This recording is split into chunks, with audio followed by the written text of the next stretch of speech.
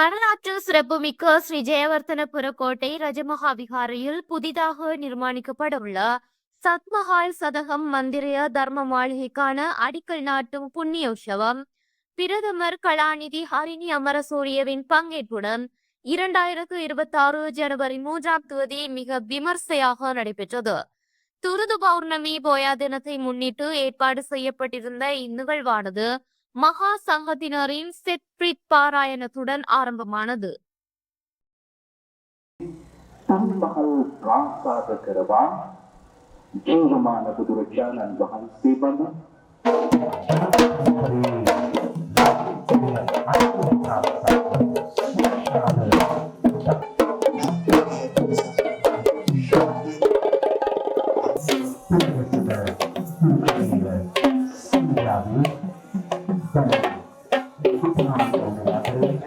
ඒ වගේම දේශන ශාලාව සහ ඇල්සතියත් කෞතුක කෝටි ඉතිහාසය ශිල්ප කරන්න අපේ ආර්ථික මාත්‍ය ඊළඟ කොහොමද කරන්නේ කියලා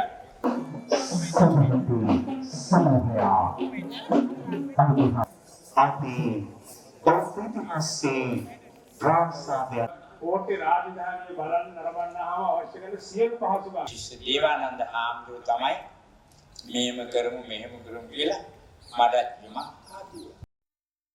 அதனைத் தொடர்ந்து கௌரவ பிரதமரினால் மங்கள அடிக்கல் நாட்டப்பட்டு 7 மாடி தர்ம மாளிகை நிர்மாண பணிகள் உத்தியோகபூர்வமாக ஆரம்பித்து வைக்கப்பட்டன. பௌத்த மரபுகளை பாதுகாத்து வருகால சந்ததியினருக்கு தர்ம அறிவையும் ஆன்மீக வழிகாட்டலையும் வழங்கும் ஒரு மையமாக இந்த சத்மஹால் சதகம் மந்திரிய அமையவிருக்கின்றது.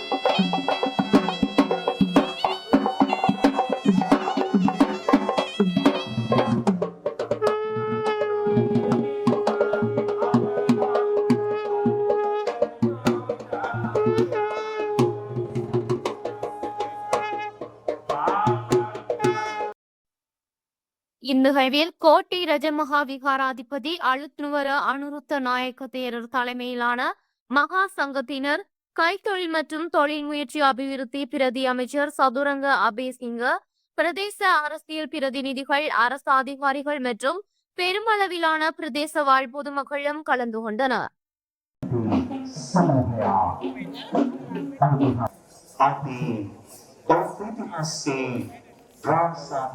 කෝටි රාජධානිය බලන්න